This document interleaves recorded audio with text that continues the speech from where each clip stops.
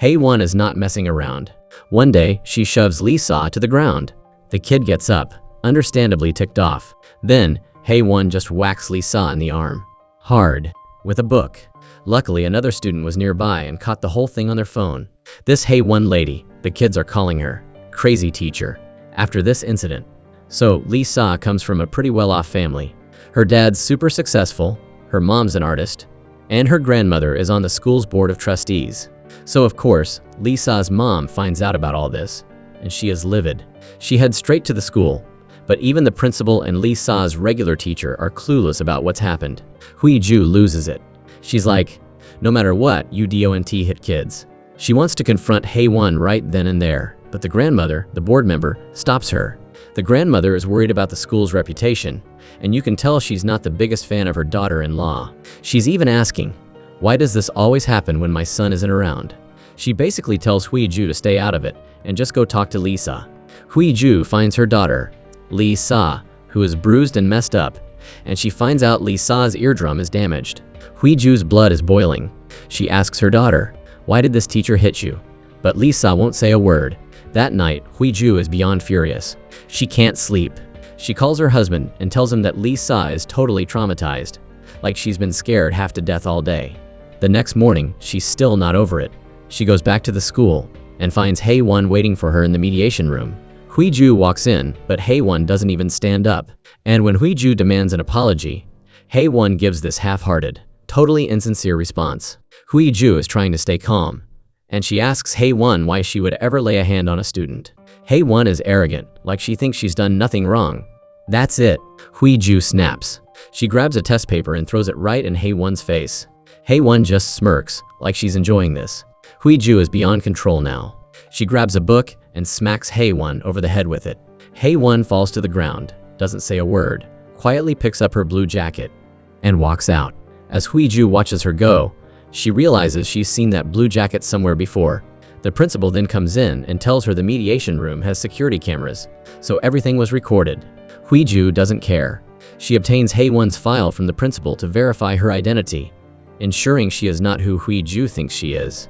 Then she tracks down the student who filmed the incident and inquires about what happened with Lee-sa. The student just says they don't know anything, but Hae-won leaned in and whispered something to Lee-sa after hitting her. Later that afternoon, Hui-ju gets a call saying Hae-won has filed a complaint against her. She gets home and tries to calm down by painting, but she keeps replaying the scene of Lee-sa being attacked. Then, she remembers Hae-won's eyes, like she were trying to provoke her, to make her lose control and take control of the situation. Hui-ju is sipping her coffee when she looks out the window and sees Hae-won standing there, staring right at her. She almost chokes on her coffee and drops the cup. She starts cleaning up the mess, and the doorbell rings. She looks to the peephole, but doesn't see anyone. She quickly goes outside to check her security camera, but doesn't see anyone. Then there's this furious knocking at the door that makes her jump. She's freaked out and wonders if she should even open it.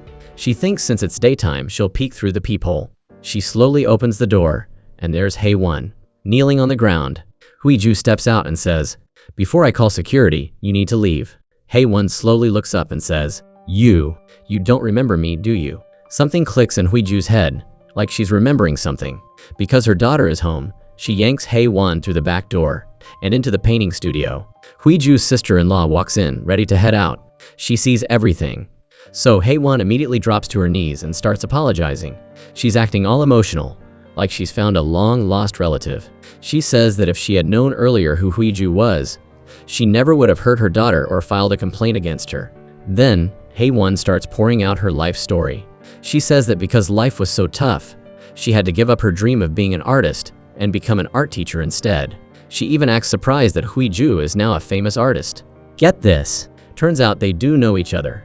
Hae-won used to be Hui-ju's drawing teacher back in the day. They were super close, like sisters, and told each other everything. But now, everything is so different. But Hui-ju isn't buying any of it. She coldly tells Hae-won that she can't accept her apology, because she hurt her daughter badly. And she adds that Hae-won showing up out of nowhere like this makes her really uncomfortable. She says, "Even if we used to know each other, this is a different situation altogether." And just like that, Hae-won changes. She becomes cold and says some really nasty things.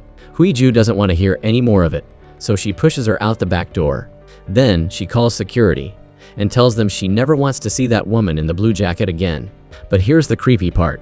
When she turns back towards the kitchen, Hae-won is still there, standing perfectly still, staring at her like a ghost. She just won't leave. Just then, the doorbell rings again. Hui-ju turns to look out the window, but this time, Hae-won is gone. She remembers what Hae-won said about knowing each other being a separate issue, and gets angry. So she decides to open the door, but when she opens it, Hae-won has disappeared. Meanwhile, in the shadows, Hae-won reveals a crazy smile. She has found Hui-ju. She's achieved what she wanted. Hui-ju's lying on the floor in anguish when she grabs a photo with her husband and the friend and asks what's been on her mind. What is her connection to this photo? Now it gets really strange. Ever since Hae-won hit her, Lee-sa has been acting super weird. She's blasting music, and Lee-sa's little brother is standing next to her, covering his ears and yelling that it's too loud. Hui-ju, woken up by the noise, rushes in and turns off the music. Lee-sa loses it and screams that she can't hear anything anymore. Hui-ju is worried, so she rushes her kids to the hospital. At the hospital, Ho-soo is holding a popsicle he just bought when he sees Hae-won in her blue jacket. The kid pretends nothing is wrong and tries to walk past her, but Hae-won grabs him and asks if he's going to leave without saying goodbye. The boy, terrified, apologizes. Hae-won smiles and buys him a new popsicle. Just then, Hui-ju comes over and sees her son happily waving goodbye to someone. She asks who it was, and he says it was a strange woman in a blue jacket. Hui-ju panics and looks around anxiously. When she gets back to her daughter's room, she sees Lee-sa has painted her nails with all sorts of colors, which is something she's never done before. This reminds her that one of Lee-sa's classmates also paints her nails the same way. This morning, her daughter went to see someone. Hui-ju gets out her phone and checks the security camera footage from in front of her house. She sees Lee-sa secretly eavesdropping when Hae-won meets with her classmate. She realizes that Lee-sa's strange behavior is connected to Hae-won. Hui-ju can't sit still any longer. First, Hae-won came to her house, and now she's targeting her children. She immediately calls Hae-won and demands a meeting.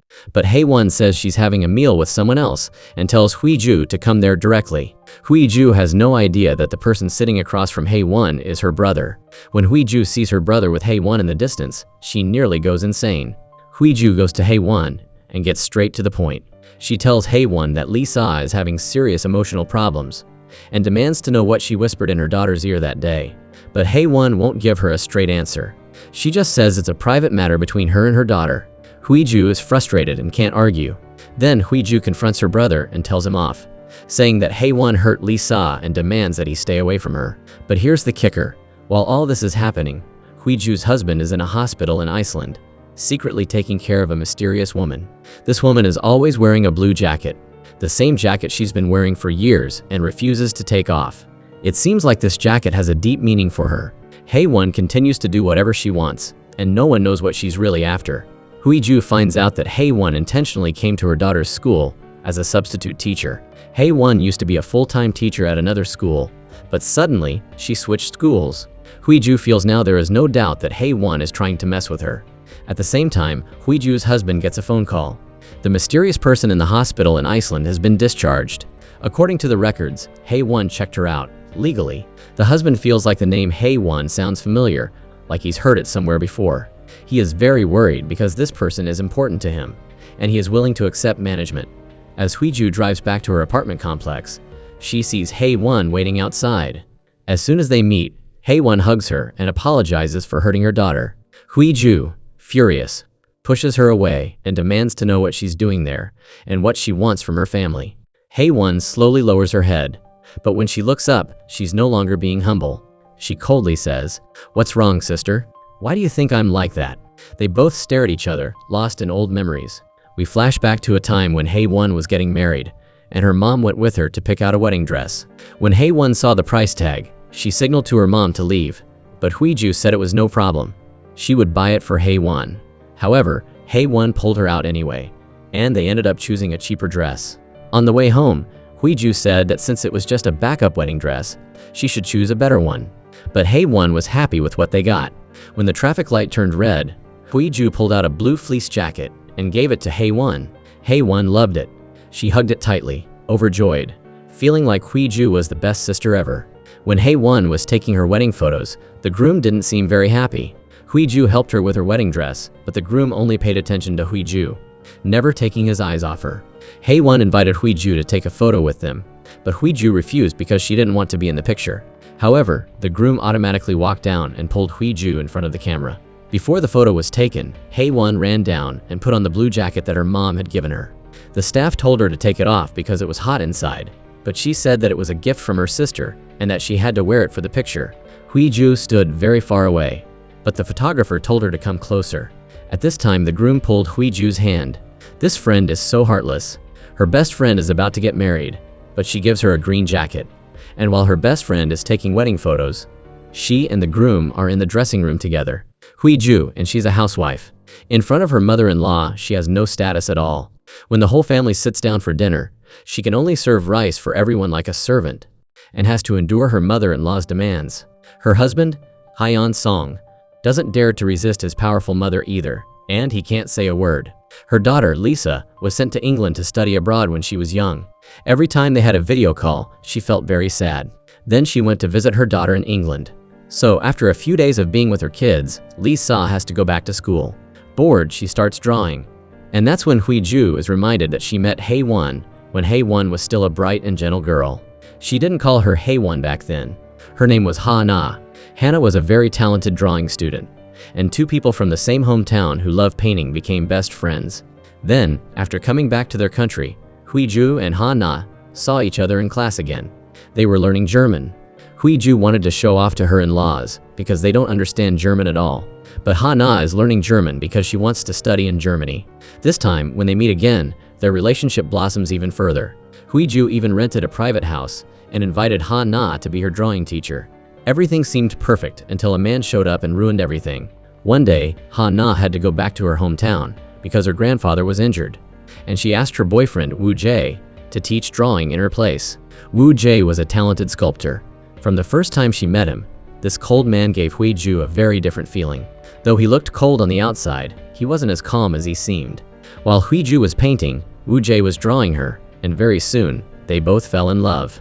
When Ha-na told Hui-ju that she and Woo-jae were about to get married, Hui-ju reacted very strongly, but Ha-na just thought she was concerned, and had no idea that Hui-ju was hiding a secret. Ha-na even said that they had planned to get married from the beginning, and that they were going to study in Germany because, after they got married, they would have better living conditions.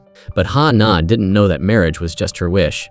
They did register for marriage, but after taking wedding photos, Woo-jae suddenly disappeared, and with his disappearance, Ha-na, Hui-ju also disappeared. The bright girl from before had no light in her eyes now. Not knowing if she had done something wrong or wasn't good enough, she searched everywhere from autumn to winter, but never gave up, even though she never received a glimmer of hope. Meanwhile, far away in Iceland, Woo-jae and Hui-ju were wrapped up in each other, and their son was sleeping soundly. The truth gets messed up here. Just after she registered her marriage, her husband ran away without leaving any traces. Unable to bear it, she chose to end her life. Fortunately, her grandfather saved her in time, but her life also collapsed from then on. Her dream of studying abroad was shattered. The only goal left in her life was to find Woo-jae.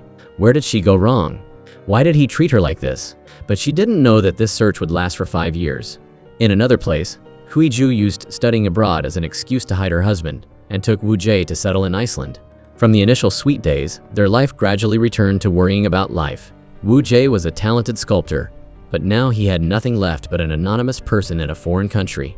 Before, when living with her husband's family, even though she had to endure the difficulties from her mother-in-law, Hui-ju was still a rich lady. But now, they live in a dilapidated house with tight finances, and all income depends on Hui-ju's husband. However, financial power is in the hands of her mother-in-law, so what her husband has in his hometown is very little. After their son was born, Hui-ju couldn't bear it anymore. She repeatedly wanted to return to her hometown, but Woo-jae always stopped her. Whenever she had the intention of leaving, Woo-jae would hug his son and say, "If you want to go, go by yourself, but leave your son here." Hui-ju, of course, couldn't leave her son behind, because she had told her husband's family that the son belonged to her husband. Everything ended when Hyeon Song came one day. Hui-ju packed Woo-jae's things and told him to go out temporarily for a few days, because her husband would come to visit their son. Woo-jae, of course, didn't agree but couldn't refuse Hui-ju's pleas, so he finally had to. However, he couldn't restrain himself and secretly followed them to the restaurant. While Hui-ju went to the bathroom, he secretly took pictures of his son and Hyeon Seong happily together. Seeing his son happily with another man, Wu Jie is super uncomfortable, telling himself he's going to do something about it. But Hui Ju strikes first. While cooking, she puts sleeping pills into the food. When Wu Jie is sound asleep, she grabs Wu Jie's passport to prevent him from finding her, takes her son, and runs away to find a new happy life.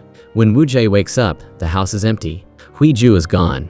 No matter how much he searches or calls her name, there's no response. After calming down, he contacts Hyeon Seong and finds out that Hyeon Seong is still in Iceland. He arranges to meet Hyeon Seong at a bar. When they meet, Wu Jie provokes Hyeon Seong, saying that he and Hui Ju used to come here often, and tells him about their relationship. Maybe Hyeon Seong really loves his wife. He says that no matter what happened between them, she's still with him now. He also says that a weak man like Wu Jie couldn't have kept his wife. After speaking, he plans to leave, but Wu Jie says, "From the beginning, I wasn't interested in Hui Ju at all. Only because Ha Na kept mentioning her did I become curious about what kind of person she was. I didn't expect her to be so easygoing. I just touched her a little, and she stuck to me." As he spoke, he looked triumphant. Hyeon Seong got angry and immediately lunged at Wu Jie.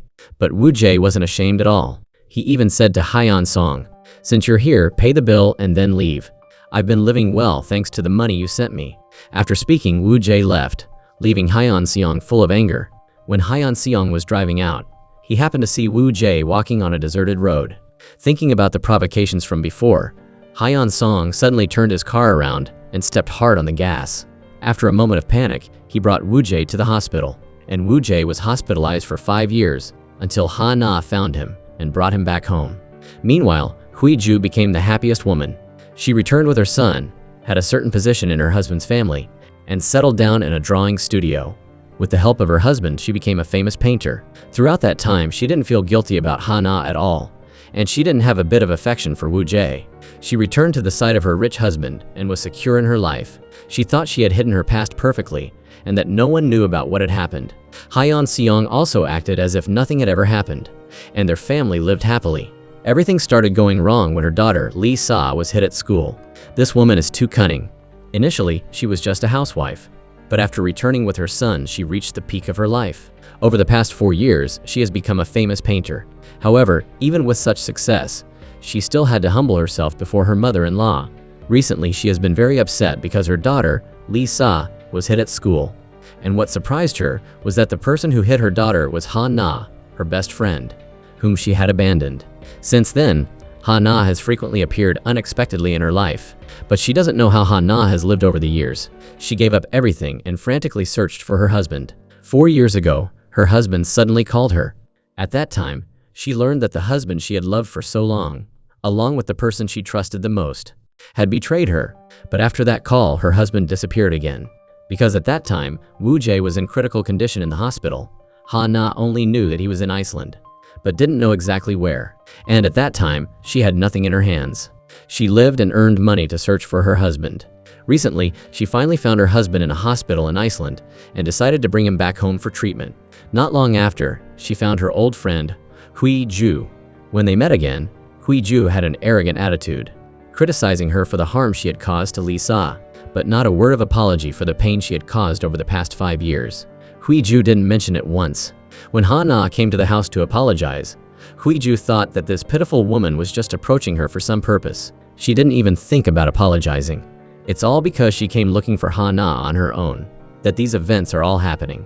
So Ha Na doesn't understand why she can be so calm and doesn't apologize to her. It's like Hui Ju's just trying to make Ha Na uncomfortable, like she is making Ha Na aware that she will never be able to move on. One day, Ha Na returns to the school to get some documents, and happens to run into Hui Ju's husband, Hyeon Seong. Hyeon Seong has known for a long time that Ha Na was the one who took Wu Jie away, so he came looking for her. However, he doesn't dare to speak directly. Instead, he asks Ha Na why she hit his daughter. Ha Na replies that she was just teaching her to respect others, and then whispers something else in Hyeon Seong's ear. Lee Sa's classmates saw her and took pictures of her accidentally. Hyeon Seong, immediately after the photo, requested his assistant, "Investigate everything about Ha Na for me."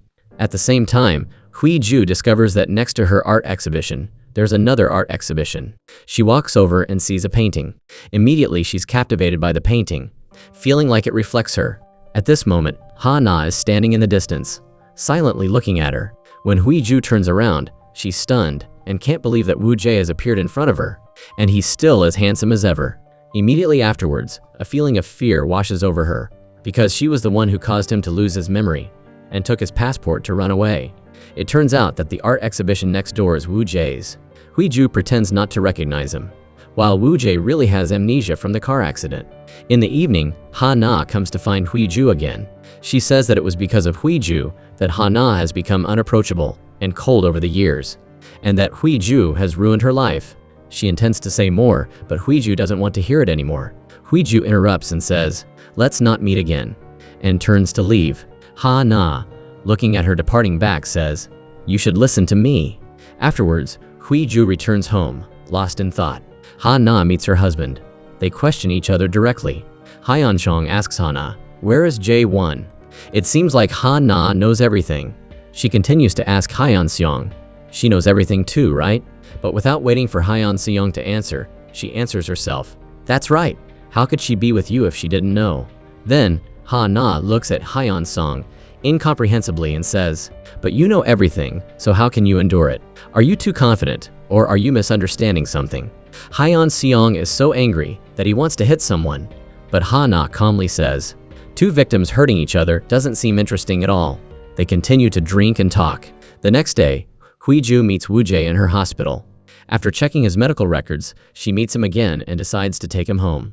At the same time, Ha Na frantically searches for Wu Jie, afraid that he will disappear again. Only when she sees him at home does she feel at ease. However, when she hears Wu Jie say that Huiju brought him home, Ha Na feels very uneasy. Wu Jie is now like a blank sheet of paper, so Ha Na decides to create a memory for him. She tells Wu Jie that Huiju used to like him, but he didn't like her and rejected her. Wu Jie is a little confused but still believes Ha Na. She also buys Wu Jie a phone. When he goes to take a shower, she turns on the location sharing function. Afterwards, Ha Na brings gifts to see Huiju. Every time she appears, she surprises Huiju. Huiju asks her what she's doing here. Ha Na replies, "Didn't you used to come to my house too?" Right then, the mother-in-law suddenly appears. Huiju hurriedly closes the door. The mother-in-law has never treated her well, and she always has to smile to deal with her. Huiju feels heavy in her heart.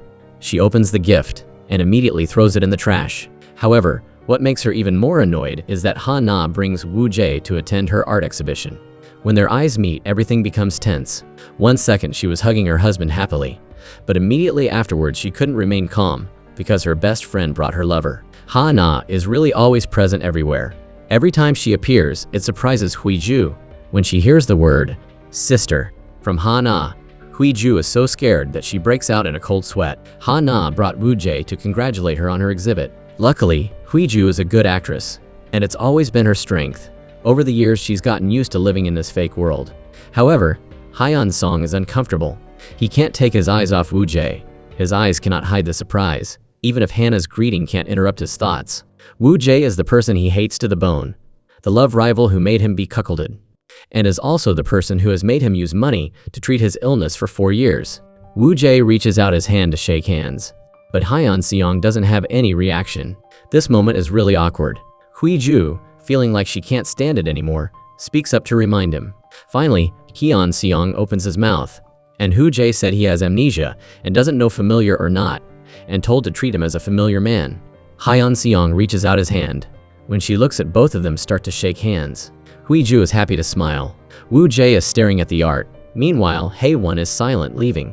It went up the stairs, feeling the pain in the heart each time looking at Huiju. It's like reminding her of her suffering years. Hyeonseong appeared and questioned at this time. "That night you said Wu Jie had left, but now I see him here. Are you happy to see someone who shouldn't be here again?" While they're talking, Huiju is hiding in the corner, secretly watching them. But Ha Na notices this out of the corner of her eye, and puts his hand on Hyeonseong's shoulder and pretends to be familiar.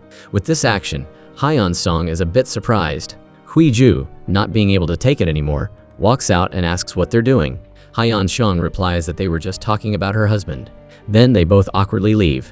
On the way home, Huiju asks her husband about the conversation from before. Hyeonseong has to say that he was just talking about Ha Na's husband.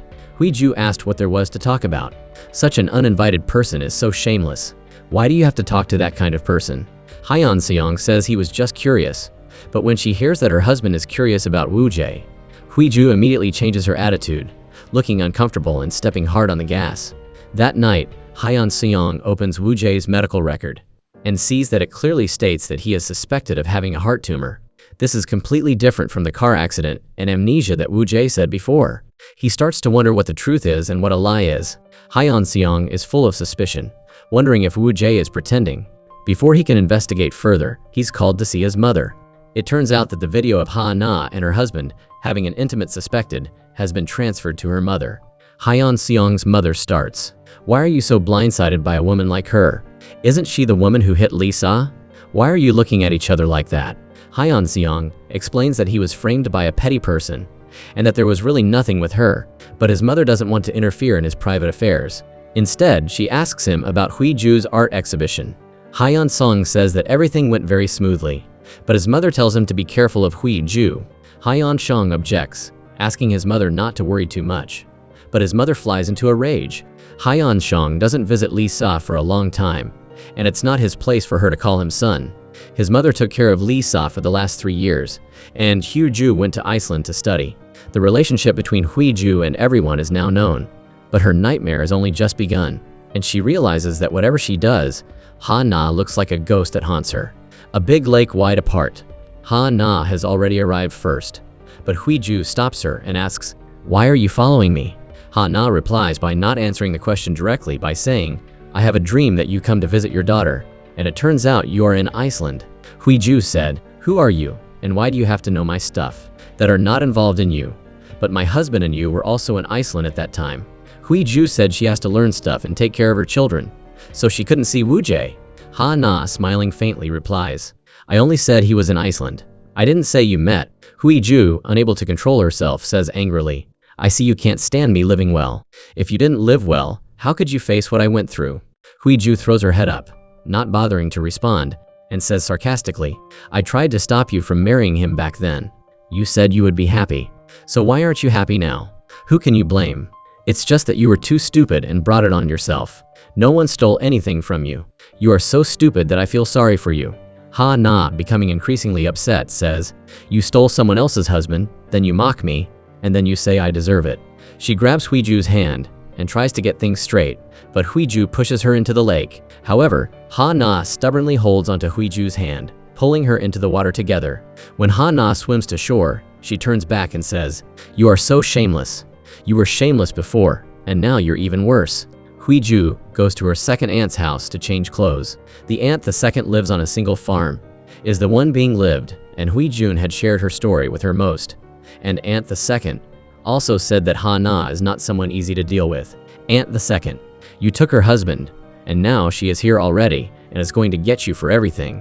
Hui Ju replied that it won't be easy because she is now living on good terms, and that the past in Iceland must be kept in top secret. What is this saying? The worst comes in the day-to-day as they live in very happy days. One day, the husband is going to take out to Hosu for an Iceland and make Hui Jun very scared. Because what if he found out that the truth is that there is something in it, and she stops him? She doesn't know. Then she was chased back by the mother-in-law. "Why is your skin so cold?" She forgets what you helped them with at that time. Once Hui Ju steps outside, she sees Ha Na with her younger brother, which makes her even angrier. She immediately follows Ha Na to the hospital bathroom. "There were so many doctors. Why did you have to come to our hospital? There are so many doctors. Why do you have to be so close to my younger brother? Sister, why are you so wary of me?" Before Hui Ju could react, Ha Na left. Hui Ju angrily returned home and told her husband about Hosu wanting to go to Iceland.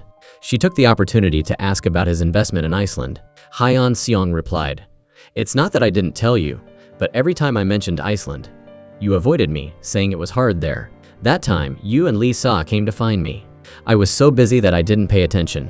At that time, I was pregnant with Hosu. When my husband left, Hui Ju continued to drink water. Everyone mentioned Iceland. Hui Ju became more and more frustrated since Ha Na appeared. She hasn't had a single day of peace. Hui Ju has been very angry recently because Ha Na always appears unexpectedly. Her mother-in-law wants to bring Hosu to Iceland, but her husband secretly invests there. She puts all her misfortune on Ha Na. Because of Ha Na, her life has become chaotic, and now she also wants to get revenge on Ha Na. So she decides to buy a painting by Woo Jae to mock her. But she doesn't know that Ha Na already knows. She was the one who bought the painting while Ha Na was cooking. Woo Jae offered to help, but Ha Na refused. He also didn't know how to cook before, but he always cooked for me. Ha Na was stunned in her heart. She understood that the man said that it wasn't him. It was just that his mind was confused now. However, she still let Wu Jie make this meal because she also wanted to feel the care from that man. This was the first time Wu Jie cooked for her. When she saw him working attentively, in her mind appeared images of him and Hui Ju. Every time Yui paid more attention to her, the pain in her heart became deeper. The next day, Hui Ju received a call from her mother-in-law. As soon as she picked up the phone, she scolded her terribly, blaming her for wasting money. It turned out that it was because she bought Wu Jie's work that Ha Na had asked someone to send to her mother-in-law. The mother-in-law didn't understand anything about sculptures, so she scolded Hui Ju badly. Hui Ju was confused and didn't have time to call back to ask for clarification when a text message from Ha Na was sent to her. She's so angry she could explode. Ha Na is behind everything. Hui Ju can't control herself and rushes to the bar that Ha Na often goes to. And, as expected, Ha Na is there. Hui Ju doesn't beat around the bush and asks her directly, "Why did you send that painting to my mother-in-law?" Ha Na acts innocent. Oops, did it go to the wrong address? She says that maybe she remembered wrong, but Hui Ju doesn't believe her and immediately demands that Ha Na stop pretending. At this moment, Ha Na doesn't pretend anymore and directly asks Hui Ju, "Why did you buy Wu Jie's paintings? Do I have to ask for your permission to support Wu Jie?"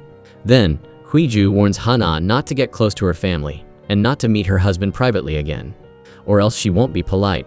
Ha Na replies, "I understand that feeling of being deprived, but didn't you do the same thing before? You knew I had nothing left, that he was everything to me, but you still took him away. What nonsense are you saying? You're drunk." Hui Ju denies it, but a sentence from Ha Na completely shatters her facade. She asks Hui Ju if Wu Jie has ever cooked for her. Ha Na continues, "You've been pretending all these 5 years, but this time I won't sit still and take it."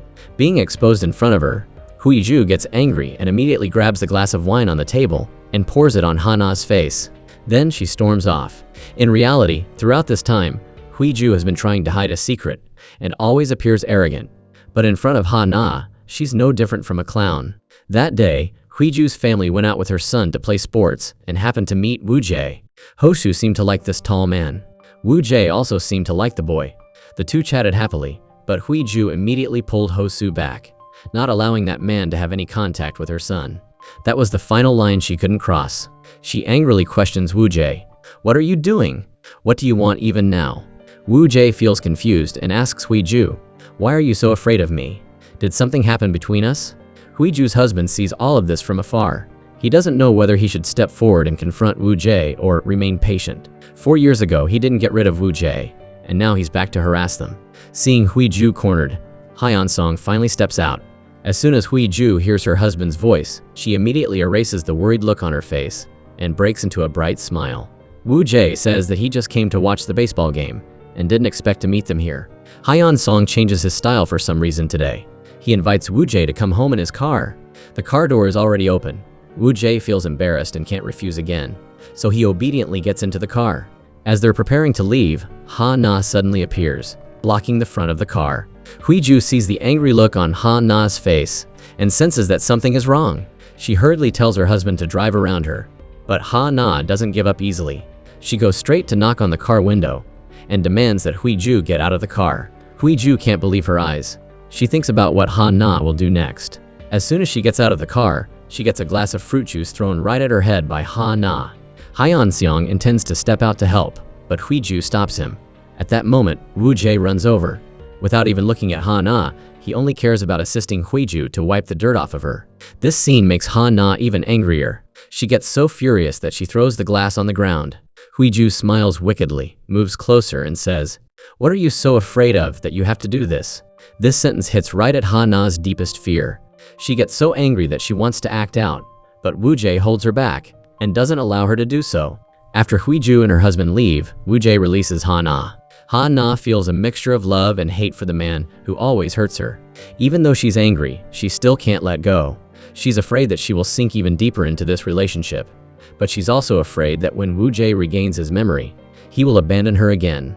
Ha Na's emotions are messed up at this moment, especially when she sees Hui Ju and Wu Jie together, which is something that makes her unable to stand.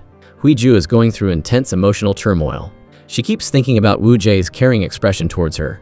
Insecurity and indescribable emotions are surging within her. She doesn't know that her daughter, Lisa, is holding the picture Woo Jae drew of her and is furiously unleashing her anger on it. Lisa went abroad with her dad to visit her mom, but her mom was with another man. This planted a seed of sadness in her mind. One day, at her mom's art exhibition, Lisa happens to meet the man she had met before. She takes out her phone and secretly snaps a picture of his profile. Then she takes out a flower and asks him if he recognizes it. The man immediately says the name of the flower. Lisa's expression changes immediately, because that flower is the same one that her mom threw away inside the burned drawing book. She's sure that this man is the same one she met before. That day, Lisa sees Ha-na talking with Yoon Jung. She secretly observes them from the outside. When Ha-na sees her, she immediately chases after her. Lisa doesn't want to talk, but Ha-na persistently pesters her and says a lot of nonsense. Lisa, not wanting to listen anymore, is about to call a taxi and leave when Ha-na says, "The sculptor you saw at the exhibit is my husband. He used to love another woman." Seeing Lisa's surprised expression, Ha-na feels like she's achieved her goal. She just wanted to inform Lisa that she has a mother who has made a mistake. That night, Lisa takes out the drawing book that she had taken out of the fire. As she flips through it, thinking about Ha-na's paintings, she starts to get angry. Angry at the man her mother loves. Lisa hurriedly runs to Huiju and asks if drawing someone is a way of implying affection for that person. Huiju looks at Lisa with a surprised expression. Lisa continues, "I saw the uncle in the exhibit a long time ago. In the field of flowers, I met him." Huiju immediately denies it. "You must be remembering wrong. Your dad was with you back then, so you must be remembering wrong." Lisa clearly doesn't believe Huiju. She says, "Then I'll ask Dad." The next morning, while eating breakfast, she deliberately asks her dad, "Do you remember the coral flowers on the hill?" Hyeon Seong clearly has never heard of it. Lisa glares at her mom while Huiju tries to act calm. Lisa gets angry and leaves. That night, she doesn't return home. Instead, she decides to stay at her friend Yoon Young's house. Yoon Young is someone who likes to record everything. She says that these videos might be useful someday. She sets up her phone and starts recording. Lisa asks, "Have you ever kissed a guy?" Yoon Young nods. Lisa, not believing it, asks, "Who did you kiss? When? How did you kiss?" Yoon Jung answers every question straightforwardly, surprising Lisa. Meanwhile, Huiju meets Woo Jae and asks if he said anything to Lisa. Woo Jae replies, "I only said the name of the flower." Huiju warns him not to meet her daughter again. After saying that, she leaves, but Woo Jae chases after her. "Even though Ha-na says I used to hate you, I don't feel that way now. I really care about you. It's true. I've never seen someone who can't help but be infatuated with Huiju, even after losing their memory." After going outside, Huiju is also confused. Woo Jae's words are like a stone thrown into Huiju's heart, making her confused and worried. But she doesn't expect that things will quickly get out of her control. Ha-na, who has loved weakly for 5 years, still can't give up the man who abandoned her. Even though she knows that he and her best friend betrayed her, Ha-na still wants to be with that man. She hugs Woo Jae and says, "Let's get married. I want to publicly announce that you are mine." Woo Jae feels like, since they have already registered their marriage, holding a wedding isn't necessary. But Ha-na says that as long as he agrees, she'll take care of everything. Seeing Ha-na's pleading eyes, Woo Jae agrees. So, when Huiju and Woo Jae sign the contract to purchase the sculpture, Ha-na takes this opportunity to announce their wedding. She once again declares ownership of Woo Jae. Huiju pretends to bless them, saying that she hopes they will truly be happy this time. That comment really got Woo Jae thinking, like, wait a minute, Huiju, were we not happy before? He was desperate for an answer. Ha-na's face just dropped. You could see the color drain right out of it. And Huiju? She seemed almost smug, like she was enjoying this whole awkward situation. But right then, Ha-na's phone rang. It was her mom. Her grandpa, the person she loved most in the world, was sick. Immediately, Ha-na and Woo Jae rushed back to her grandpa's place. But when the old man saw Woo Jae, the guy who drove Ha-na to the point of wanting to end things, he totally lost it. He grabbed a shovel that was lying nearby and went after him. Woo Jae just stood there, taking it. Ha-na frantically explained that Woo Jae had amnesia, that he didn't remember anything. Eventually, her grandpa calmed down a bit. Then, Ha-na dropped another bombshell. They were planning to get married. Woo Jae, standing right there, didn't say a word. This made the grandpa even more furious. "What's wrong with you, boy? Are you just going to let Ha-na marry herself?" he questioned angrily. That night, Grandpa pulled Woo Jae aside for a serious talk. He gave him a cold, hard warning. "If I ever hear that Ha-na says she doesn't want to live anymore, I'm holding you responsible. I'll take you out. Meanwhile, Ha-na was totally caught up in wedding dreams. All night, she was mumbling in her sleep. We have to plan the wedding. We have to go on a honeymoon. Wu Jie was right there next to her, nodding and agreeing. But when Ha-na woke up, he was gone. She checked his phone's location and saw that he was near Yoon Jung's house again. So she had to ask Yoon Jung to keep an eye on him, to find him. At the same time, Hui Ju and Hyeon Seong were beaming with pride, watching their daughter, Lee Sa, compete. She was so graceful and charming, but suddenly something went wrong. Lee Sa fell during the competition. The shock was too much for her. As soon as she got off the stage, she disappeared. Hui Ju and Hyeon Seong were frantically searching everywhere. Then, Hui Ju opened Lee Sa's backpack and almost screamed. She found a sketchbook. The exact same sketchbook she had thrown into the fire years ago. Her husband approached her at that moment, and Hui Ju quickly hid the sketchbook. Her husband informed her that Lee Sa had been found and was at Yoon Jung's house. Hui Ju was on her way when the two met each other again. Not long after, Yoon Jung sent a picture.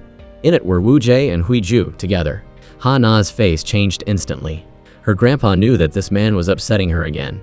Ha-na went home, ready to confront Wu Jie, but she stopped herself. She was terrified that he would abandon her again. But no matter how hard she tried, Wu Jie and Hui Ju kept finding ways to be near each other. One day, the chairman took them to meet a painter, and Wu Jie, being the charming boy he is, was secretly sketching Hui Ju again. Guess amnesia doesn't change a person's nature. After they said goodbye to the painter, they were alone again, about to talk about their old memories, when Ha-na suddenly showed up. She said the chairman had called her to pick them up, but no matter how careful Ha-na was, she couldn't stop these two from getting closer. Wu Jie saw a bag fall behind Hui Ju's seat, and without saying a word to Ha-na, he sneakily hid the bag. And when he opened it, he found art made by himself. That night, Wu Jie went to Hui Ju's house alone to return the bag. He asked her if the paintings were hers, but Hui Ju refused to answer, just quickly took the bag and left. She couldn't risk making another mistake. Without Hyeon Seong, she'd lose everything. She'd go back to being poor again, and she couldn't bear to fall back into that abyss. Hui Ju realized that her persistence had become a joke.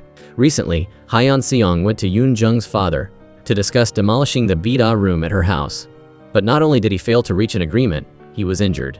And Yoon Jung's father was taken to the police station. Yoon Jung's eyes filled with tears. Ha-na decided to find Hyeon Seong to settle things. But no matter what Ha-na said, she couldn't shake Hyeon Seong's resolve to demolish. Hyeon Seong told Ha-na not to interfere too much. Just take care of her family. As they were talking, Hyeon Seong's mother suddenly rushed in, not forgetting the intimate video from last time, thinking that Ha-na was seducing her son, even having come to the family's hospital.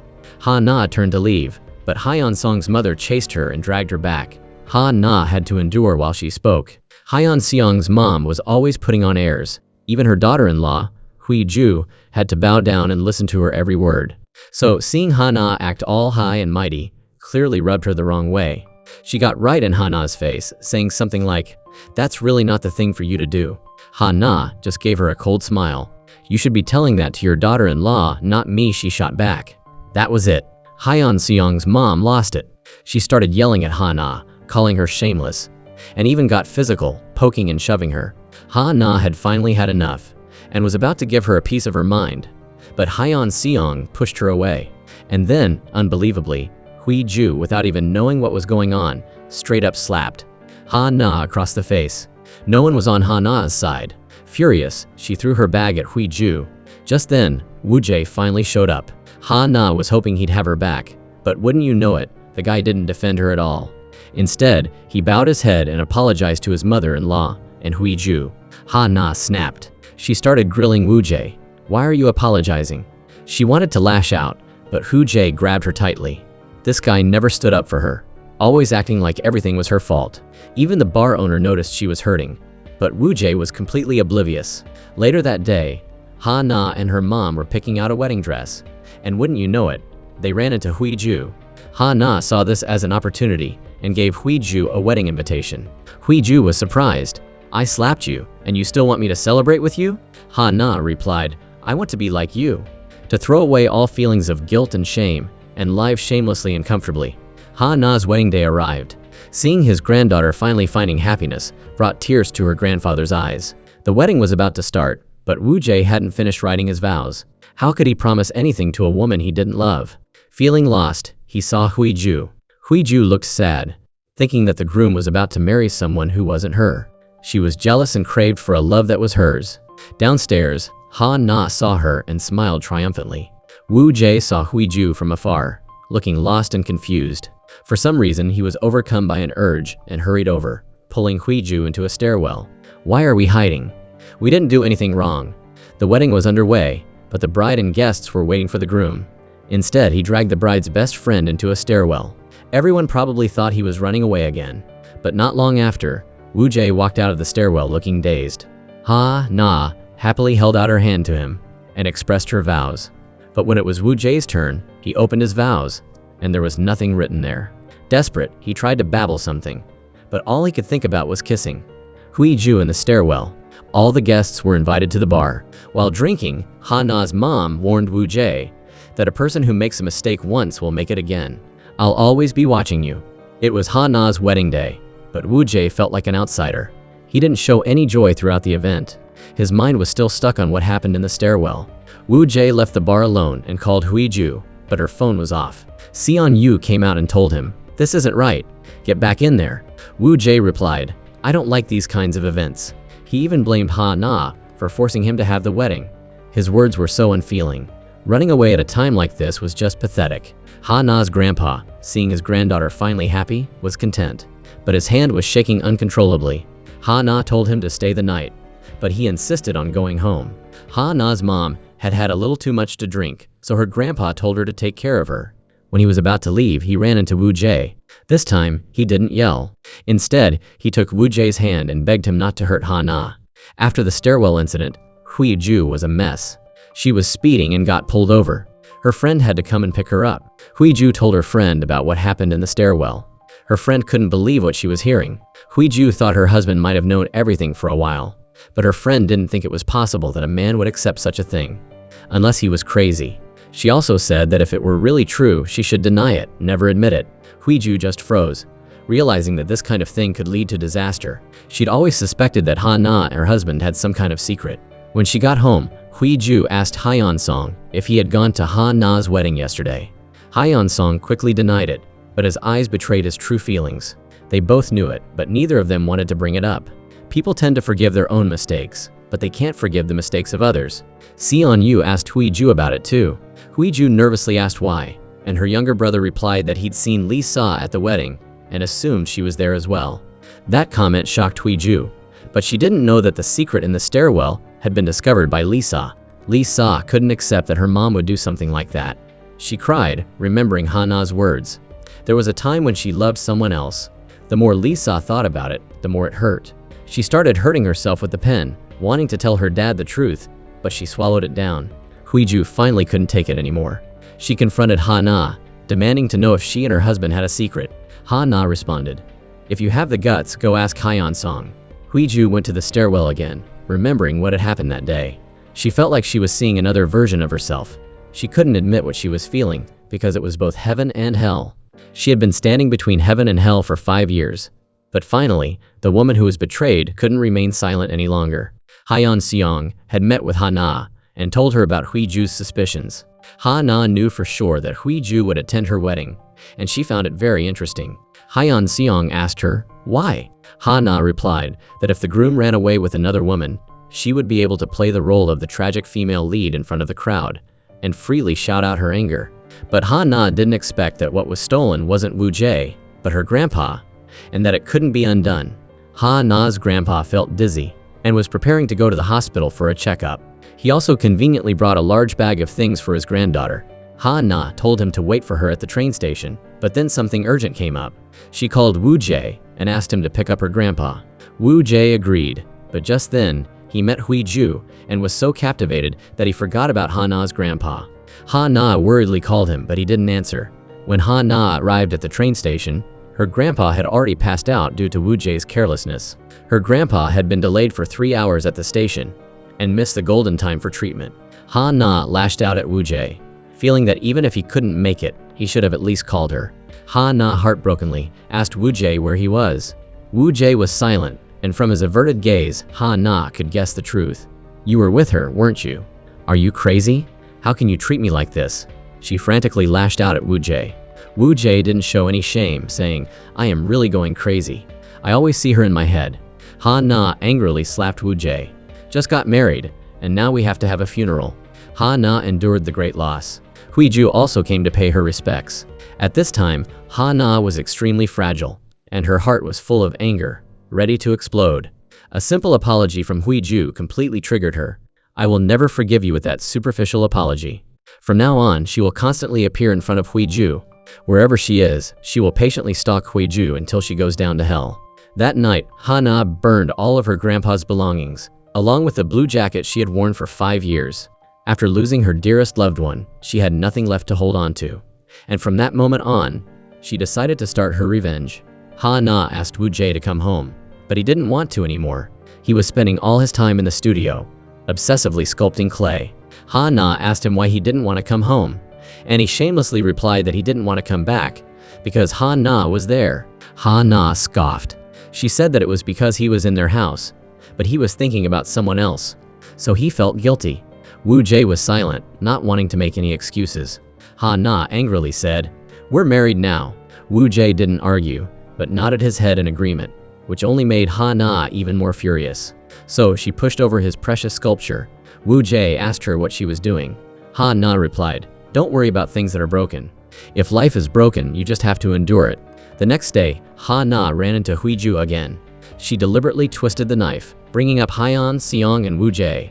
She bluntly said that Haiyan Xiong and Huiju weren't precious to each other, just necessary. This made Huiju incredibly angry. Ha Na wasn't giving her a single break, but this was just the beginning.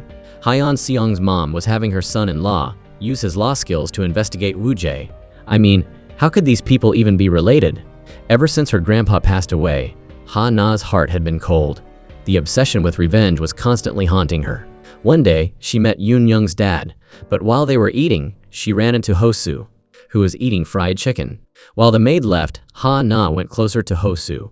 He seemed to like her a lot because she gave him ice cream. Hosu called her dinosaur lady. Hosu invited Ha Na to his birthday party. Ha Na asked him how old he was. Hosu started counting on his fingers and replied, 5. Ha Na got teary-eyed, because 5 years was the number of years that Wu Jie was gone. Regarding Haiyan Xiong tearing down the Bia room, Yun Jung's dad was very unhappy, and told Ha Na about it. The more he talked, the more agitated he became, so Ha Na offered him a solution. On the other side, Wu Jie went to the hospital for treatment to restore his memory, but the doctor unexpectedly mentioned Ha Na. Xian Yu said Ha Na had severe arthritis, and she would have difficulty sleeping if she didn't take pain medication. Wu Jie was stunned. He said that he always fell asleep first and didn't know she was sick. Xian Yu suddenly remembered that Ha Na had asked him to prescribe the medication for Wu Jie, because she was afraid that when she fell asleep, Wu Jie would leave. Xian Yu realized that he had slipped up, but Wu Jie thanked the doctor for revealing this secret. From then on, Wu Jie seemed to become a different person. He started caring about Ha Na more. Even when he discovered that Ha Na had installed location tracking software on his phone, Wu Jie wasn't angry. Instead, he prepared a lot of food for Ha Na, carefully sorting it and neatly putting it away in the refrigerator. But all of these actions, in Ha Na's eyes, were just signs that Wu Jie wanted to make up for what he's done. This warmth couldn't shake Ha Na's determination to take revenge. Regarding Huiju, her family was preparing very carefully for Hosu's birthday. They said they were throwing a birthday party for their son, but it was actually more like a show-off party in disguise. Her mother-in-law was always looking down on Huiju and saying all sorts of sarcastic things. She even told her not to embarrass herself at the party. At the birthday party, Huiju felt like she had seen Ha Na, but when she turned around, the figure was gone. At that time, Hosu had just gotten off the school bus at the entrance of the apartment complex. A man wearing a mask was holding balloons and waving at him. Hosu was immediately drawn to him and ran to the person, waving goodbye to his teacher. The teacher thought it was a family member picking him up, so she left. Just then, Haiyan Xiong arrived, but Huiju didn't see her son. She asked her husband, "Where's Hosu?" Haiyan Xiong responded with a question. "Didn't you send someone to pick him up?" Huiju ransacked the whole house but still couldn't find Hosu. She started to go crazy, crying and screaming. The first person she thought of was Ha Na. Huiju called, "Ha Na, you have no right to touch my son, so you better tell me where Hosu is." Ha Na didn't bother to care, she smirked. Huiju tried to suppress her anger and apologized. "I'm sorry, I was wrong." But Ha-na coldly replied, "You've lost the right to apologize, let alone give an apology that only serves your purpose. You aren't worth it." Her steps getting heavier, Huiju suddenly yelled, "Where is she right now? Bring Hosu back to me. Give my son back. If you don't, I'll never let you go." Huiju quickly found Ha-na's studio and barged in, demanding, "Where are you hiding Hosu? I told you I wouldn't let it go if you touched my son." Huiju firmly believed that Ha-na had kidnapped her son. They went to the police station and, after an investigation, the police ruled out Ha-na as a suspect. But Huiju still insisted that Ha-na had kidnapped Hosu, and she argued fiercely with the police. Ha-na just said she would help find the child and turned to leave. Huiju stood there like a crazy person, loudly cursing Ha-na as a liar. Ever since her son disappeared, Huiju had been acting insane. But, on the contrary, her mother-in-law was acting strangely calm. The mother-in-law demanded that the birthday party still go on to avoid outsiders talking. At the same time, she blamed Huiju for not taking good care of her son. Huiju started lashing out at her mother-in-law. "Do you think everything's so simple? Because you only need to spoil Hosu. If something happens, you just push all the responsibility onto his mother." This was the first time she dared to argue back with her mother-in-law. Fortunately, Hyeon-sung showed up in time to stop them. But Lisa just gave Huiju an annoyed glance and went back to her room. Hyeon-seong checked his phone and saw that Yoon-young's dad had called him countless times. He immediately realized something was wrong and quickly went to the Bida room in Yoon-jung's house. Meanwhile, Huiju called Woo-jae, saying that her son had disappeared and that Ha-na was definitely involved. As soon as he got the news, Woo-jae used Ha-na's phone's location to track her and also went to the Bida room. As soon as he got to the door, he was stopped by Hyeon-song. Hyeon-seong asked him what he was doing there, but Woo-jae didn't answer, instead asking, "Where's Huiju?" As soon as the words left his mouth, Hyeon-seong punched Woo-jae in the face. "How dare you look for Huiju again in front of me?" Hyeon-seong blurted out the words again. Hearing this word, Woo-jae seemed to understand something. At that moment, the police asked Hyeon-song to go inside. In a closet at Yoon-young's house, they found a mask that looked exactly like the one the kidnapper of Hosu had used. Yoon-young's dad was immediately arrested. Huiju begged him to tell her where Hosu was, but the man just shook his head and insisted he didn't know. In despair, Huiju knelt in front of Woo-jae, firmly saying that Ha-na must be the mastermind. Woo-jae comforted her. "I will definitely help you find your son." Meanwhile, Ha-na was bathing Hosu. She didn't intend to harm the child.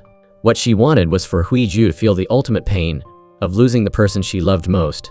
While dressing Hosu, the child suddenly hugged Ha-na. She was a bit surprised, and this made her feel very guilty. She was about to take Hosu back when Woo-jae suddenly appeared. Seeing Hosu, Woo-jae immediately flew into a rage. Hosu fearfully hid behind Ha-na. "He's not a bad guy." Woo-jae quickly took Hosu home. When Hyeon-seong saw Woo-jae holding his son at the entrance of the apartment complex, he rushed over to snatch the child. He looked at Woo-jae in shock. At that moment, Ha-na also arrived. Instead of thanking Ha-na, Huiju acted like she wanted to attack her. Meanwhile, because her dad had been arrested, Yoon-jung wanted Ha-na to sign a guardianship agreement. Ha-na agreed and legally became Yoon-jung's guardian, like a mother. While cleaning up her son's birthday gifts, Huiju found an envelope in the pile of gifts. When she opened it, it was empty. She asked Lisa if she had opened the envelope, but Lisa insisted that she hadn't touched it. Although it was unclear what it was, Huiju felt uneasy. She decided to go find Ha-na to ask what was inside. It seemed that it wasn't empty inside after all. Ha-na took a napkin and drew a strange drawing on it, but didn't explain anything else. At that exact moment, in his car, Hyeon-seong pulled out a photo from his wallet. He had been holding it in for so long. His wife betraying him, he endured. His wife was messing around with her old flame, and he endured. But this photo? This photo was the last straw. He began to wonder if the son he had raised for 5 years was really his flesh and blood. The more Hyeon-seong thought about it, the more distraught he became. Even though Huiju knew about the existence of that photo from Ha-na, she still didn't know who had taken it. She checked the security camera footage, but couldn't identify anyone. At dinner, Huiju probed her husband, asking if he had opened Hosu's birthday gift. Hyeon-seong didn't answer directly, but asked her why she was asking. Huiju made the excuse that she needed to send thank you gifts later, but she didn't realize that Hyeon-seong's face had turned stone cold. Worried that Hosu might be psychologically affected, The couple took him to the family's hospital for a psychological evaluation. Unbelievably, Huiju ran into Wu Jie, walking into her mother-in-law's office. The old woman had been secretly having her eldest son-in-law investigate the relationship between Huiju and Wu Jie, and this time, using the excuse of thanking him for saving Hosu. She wanted to test the waters and dig a little deeper into their relationship. She intentionally mentioned the fact that Huiju had bought one of his sculptures. Wu Jie was stunned when he heard this. He had absolutely no idea that Huiju had bought his work. The old woman seemed to have smelled something fishy, as she said, "Oh, really? I see. Well, something doesn't seem right." Seeing the old woman's confused expression, Wu Jie started to regret it. He refused to accept her thanks and quickly excused himself and left. Just as he walked out the door, he was pulled sharply into the stairwell by Huiju. Haiyan Xiong and Xian Yu saw this scene. Because his son and brother-in-law were with him, Haiyan Song held back from making a scene. In the stairwell, Huiju angrily questioned Wu Jie, asking why he had gone into her mother-in-law's office, and if he had said anything he shouldn't have said. Wu Jie felt wronged. He explained that it was just that his mother-in-law wanted to thank him for saving Hosu, but Huiju remembered the photo, and a feeling of unease arose. She angrily asked Wu Jie about the photo. Wu Jie was dumbfounded. He also started to get angry. He felt like an idiot, caught between Ha Na and Huiju, constantly being blamed and questioned. Everyone knew he had amnesia, but they still forced him to explain everything. He couldn't take it anymore. He declared that he would definitely remember everything on his own and rely on his efforts to find his memories. As he was about to leave, Huiju stopped him, but Wu Jie remembered being punched by her husband and then said to Huiju, "Your husband knows that I used to like you, and maybe he even knows we used to date."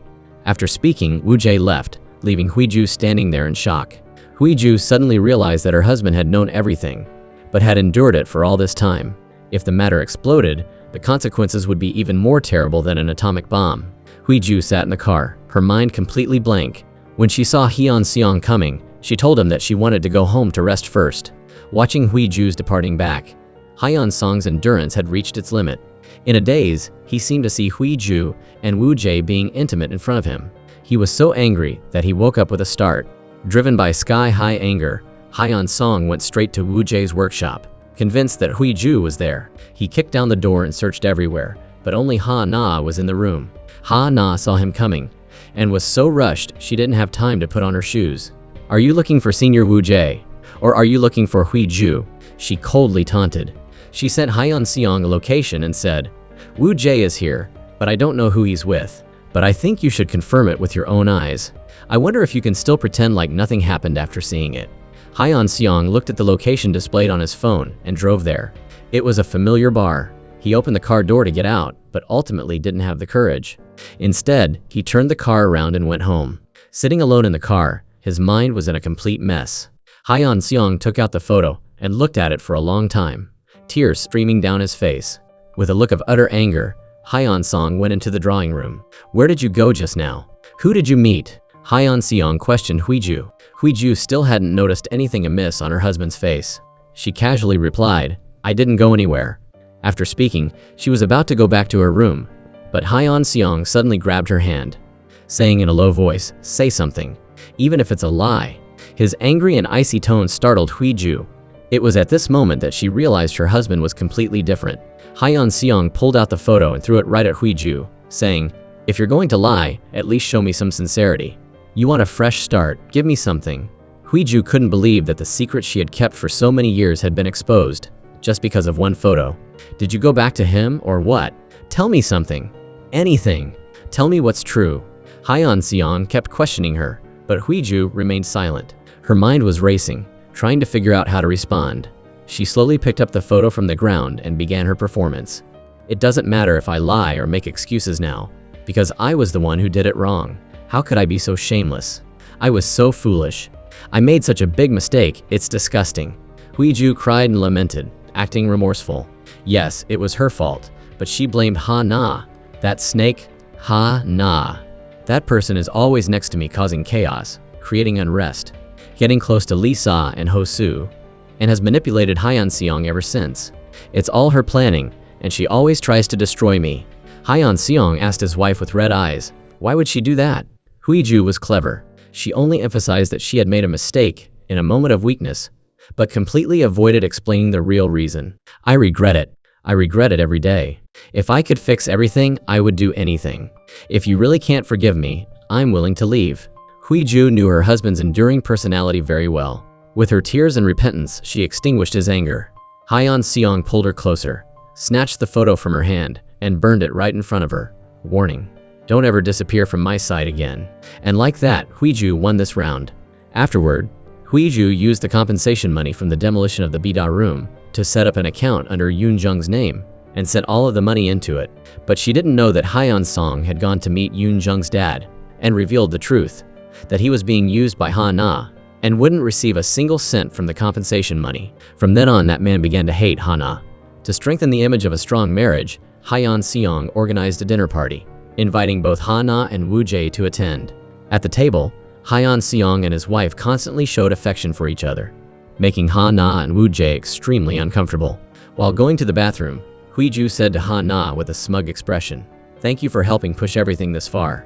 We've told each other everything and he has forgiven me." Hearing Huiju's provocations in the bathroom, Ha Na felt frustrated and annoyed. As she walked out, she ran into Hyeon Seong. Ha Na was furious and couldn't hold back anymore. She began to use provocative tactics to goad Hyeon Seong. "Why aren't you going in to check? They seem to be taking quite a long time." Hyeon Seong replied decisively, "I've forgiven my wife. Don't even think about using the things from the past to destroy us." Ha Na smiled, saying, "He's forgiven her, but I haven't. I have no reason to forgive." Ha Na thanked Hyeon Seong's brother-in-law for helping her, so that Yoon Jung could receive the compensation that rightfully belonged to her. But benefits always come with obligations. To thank her, Ha Na advised him to go to the hospital where Ho Soo was born to check again. Who knows? He might find something very interesting. Ha Na's suggestion was definitely meaningful. Soon after, a birth certificate for Ho Soo was placed on the table in front of Huiju's mother-in-law. The person signing as the guardian was Woo Jae. She stared intently at Huiju, but this time, she didn't fly into a rage immediately. Instead, she kept her cool, which was terrifying. She ordered that biological samples be taken from Ho Soo for DNA testing. Huiju felt like she had been pushed into a corner, her entire body covered in cold sweat. Meanwhile, in a faraway place, Woo Jae was trying to regain his memories. He flew to Iceland, to a familiar bar. The bartender recognized him and gave him back a pen he had left behind. When Woo Jae opened the pen, he found a small black piece inside. It was a dried-up umbilical cord from a child. Seeing it, a flood of memories rushed back into his head. The mother-in-law couldn't believe that the grandson she had loved for 5 years wasn't her real grandson. Holding the certificate in her hand and seeing Woo Jae's name as the guardian, she felt not only anger, but the ultimate humiliation. She coldly questioned Huiju. Why is Woo Jae listed as the guardian on the birth certificate? Exchanging students are very close because they are all living far from home, and it is always a thing to help each other out. But her clumsy lie only made the mother-in-law laugh in contempt. She forgot that she wasn't facing an idiot, but a woman who had risen from the most brutal struggles. Seeing Huiju making up all sorts of nonsense, the mother-in-law laughed. "Did you prepare those words beforehand? You answered too smoothly." She threw the birth certificate at Huiju, coldly saying, "Everything will be clear once the test results come back." Huiju still tried to struggle one last time. "Does Hosu's dad know what you're doing? If it's really bad after the result, I will explain it to him." Huiju wanted to convince her mother-in-law not to interfere in the affairs between her and her husband. "This isn't something you should interfere with. I don't care how you two live. I'm checking to see if my assets are truly being inherited by my bloodline." Huiju knew she couldn't stop her, so she wanted to run and find her husband. At this time, Hyeon Seong also received photos that his subordinates had secretly taken of Ha Na and his brother-in-law, along with Ho Soo's birth certificate. Like his mother, he began to wonder if the child was his own. He went to find Ha Na and warned her not to approach his family again. But Ha Na gave him a sarcastic look, saying, "Seeing you trying to maintain your dignity like this, I actually feel sorry for you instead of admiring you. A husband like you is truly rare." Hyeon Seong replied, "No matter what you guys do, I won't leave my wife." A devoted husband like that made Ha Na feel jealous. At this time, Huiju was comforting her son. She was afraid that after tomorrow, her son would lose everything. She felt very guilty toward Ho Soo, because the child was innocent. At that moment, Hyeon Song arrived. He hugged his wife tightly. The tension that had been building up inside her was finally released. Huiju couldn't help but cry at her husband's sudden comfort. At that moment, Hyeon Seong saw his brother-in-law. He told Huiju to take their son home first. while he prepared to go settle the score with his brother-in-law. His face clearly showed his determination. "Trust me, I'm your husband and Hosu's dad," Hyeon Seong promised his wife firmly. Then, he went to his mother's office. Without saying a word, he grabbed the biological sample on the table and threw it down in front of her. The son, who was usually so humble, now dared to stand up to his mother to protect his unfaithful wife. "If Hosu is your son, is there any problem with the test?" Hyeon Seong didn't answer, but only grabbed another sample and threw it hard onto the ground, then stomped on it. Seeing her son lose control, the mother just smiled faintly.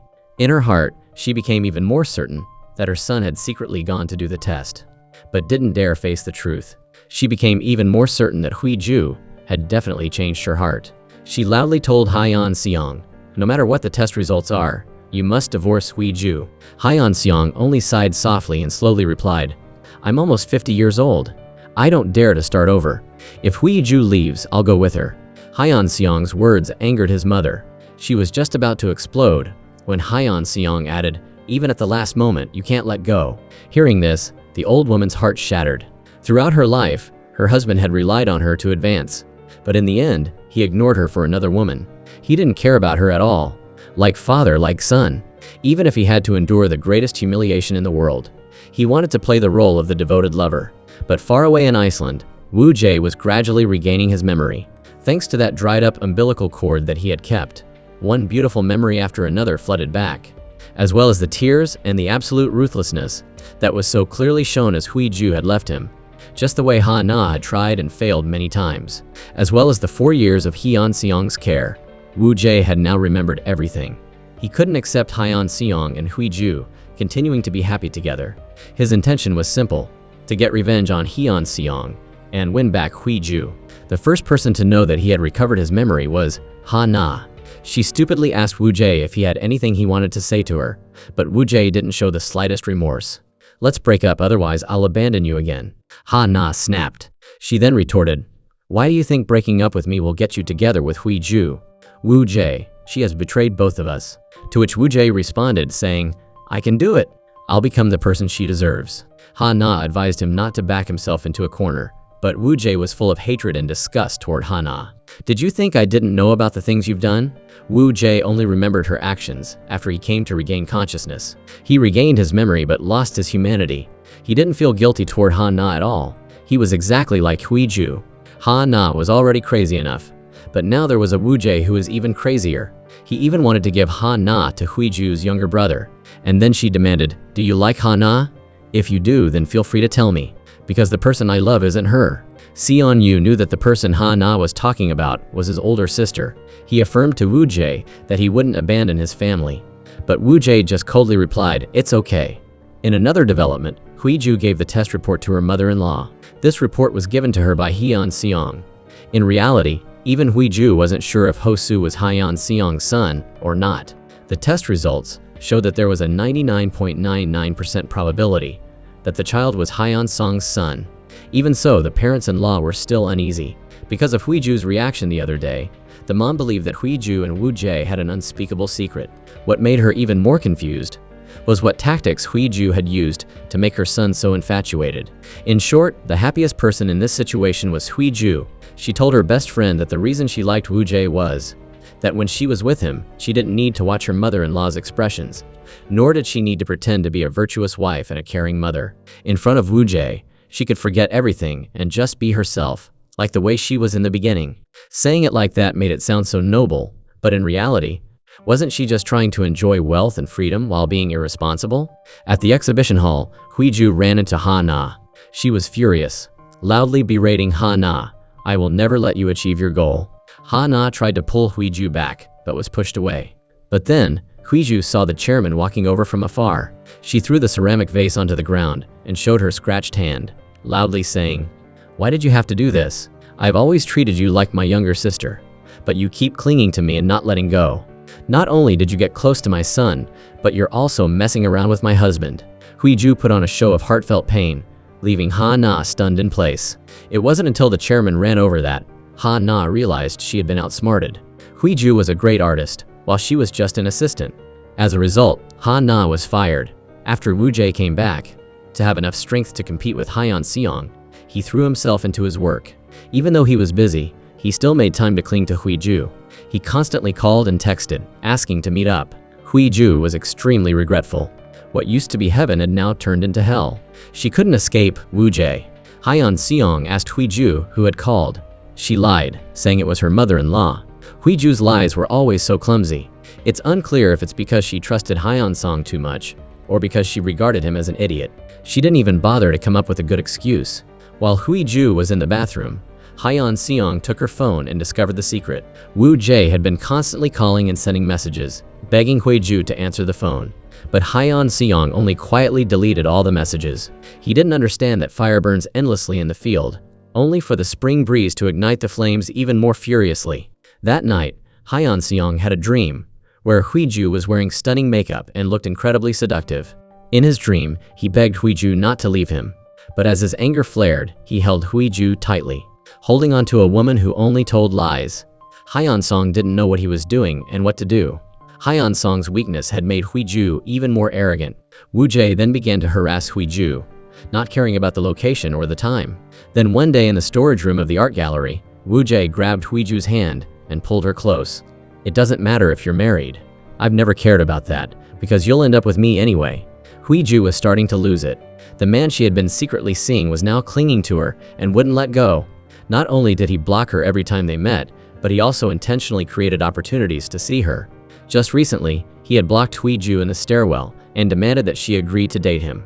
Huiju didn't agree, so Wu Jie grabbed Huiju's hand, saying, "So I've become the villain in your story? Can you even believe yourself? You are the one to be blamed. Are you crazy? Why did I become like this? You happy now?" Huiju looked at the man who had once made her so infatuated, but now she only felt fear.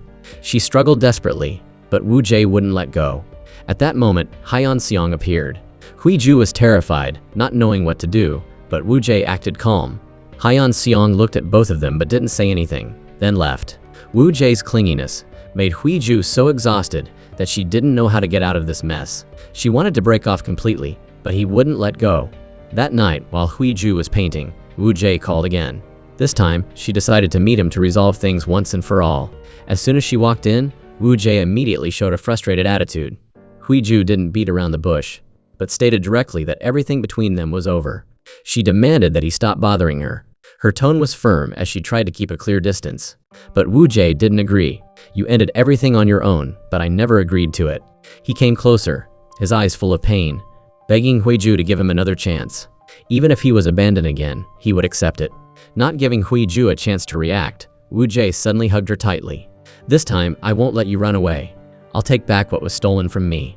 Seeing Wu Jie's determined gaze, Huiju felt helpless. She knew that it would be difficult to end everything peacefully. Very quickly, Wu Jie began to take action against Haiyan Song. That day, Huiju and Ho Su were attending the school's anniversary. Standing on the stage, Huiju shone brightly, becoming the focus of everyone's attention. In the distance, Ha Na only quietly observed, her eyes full of sorrow. While Haiyan Xiong was having a good time, Wu Jie called, "Do you know about the great thing that I did to you with Huiju? She knows everything about you, and I think she will never like a man like you." Haiyan Xiong panicked.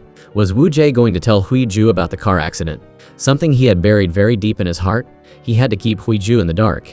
He frantically searched for Wu Jie everywhere, but before he could find him, he unexpectedly met Ha Na. Two people in the same boat, sharing their misery, sat down to talk.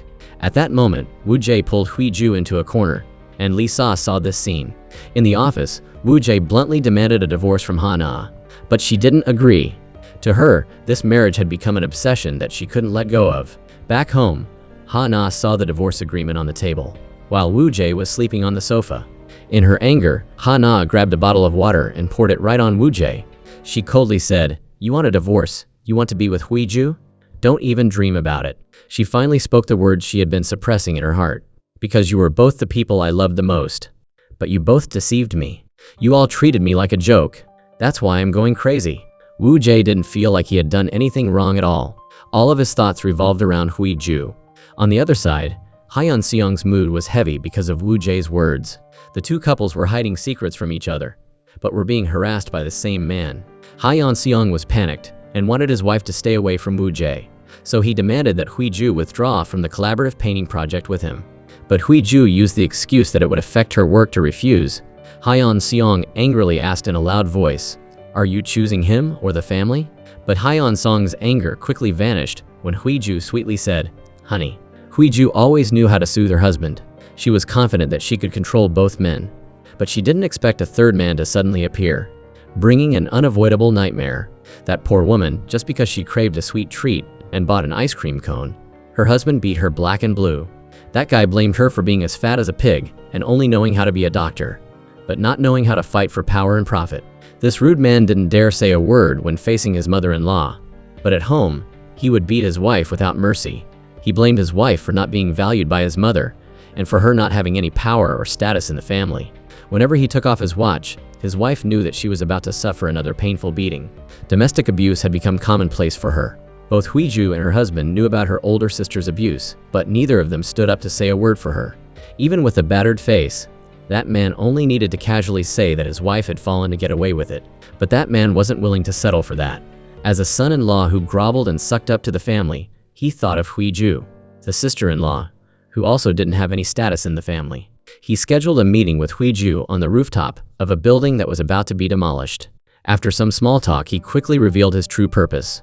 He said that Hyeon Song was useless, a statement that wasn't wrong, because he was always afraid and didn't dare face the truth about being cuckolded. The man slowly pulled out his phone. Inside were all the photos of Hui Ju and Woo Jae. He demanded that from now on, Hui Ju discuss everything with him. And furthermore, the two of them had to work together to deal with his mother-in-law. If not, he would give this evidence to her. But Hui Ju just smiled faintly. With Hyeon Seong's protection, how could she be afraid of such flimsy evidence? She was not only not scared, but she even directly retorted the man, exposing his fake face. She reminded him of the domestic abuse of his older sister, which left him speechless. After speaking, Hui Ju turned to leave. The man was a little surprised, not expecting to fall into a passive position. He rushed over and grabbed Hui Ju's hand, asking what evidence she had of his abuse. Hui Ju didn't answer. The man continued to take out his phone, saying that it contained a video recording of Woo Jae's accident from Hyeon Song's dash cam. As soon as Hui Ju heard this, she panicked and rushed over to snatch the phone. During the struggle, the man slipped. Hui Ju had the chance to reach out and save him, but in that moment, she hesitated. As a result, the man fell from the rooftop. While Hui Ju was panicked and flustered, Woo Jae suddenly appeared. Hui Ju fearfully explained that it was just an accident, but Woo Jae didn't say anything. "Is this the emergency room? Someone fell here." The man was taken to the hospital. The older sister, who was a doctor there, couldn't accept that her husband had suddenly fallen into such a critical condition. In the office, the mother and the entire family were discussing the cause of the accident. When the main doctor came to announce the man's condition, the older sister declared that she would be the one to perform the surgery. Hyeon Seong advised her not to act impulsively, but the mother agreed, saying that it was best to entrust her son-in-law's life to her eldest daughter. The woman who was often abused was now holding her husband's life in her hands. His life was entirely dependent on her decision. Originally, this was just an accident that could be explained clearly. But with Woo Jae's intervention, everything had become more complicated. Now, even if Hui Ju jumped into the Yellow River, she wouldn't be able to wash away her sins. But for Woo Jae, this incident had become his trump card to overwhelm Hui Ju. Every night, he would call Hui Ju, demanding that she come out to meet him. Meanwhile, Hui Ju was busy trying to unlock her brother-in-law's phone, and yet Woo Jae called again. What's more, he brazenly came downstairs to Hui Ju's house to pressure her. To appease Woo Jae for the time being, Hui Ju had no choice but to drive him to his studio. But when they arrived, Hui Ju refused to go inside.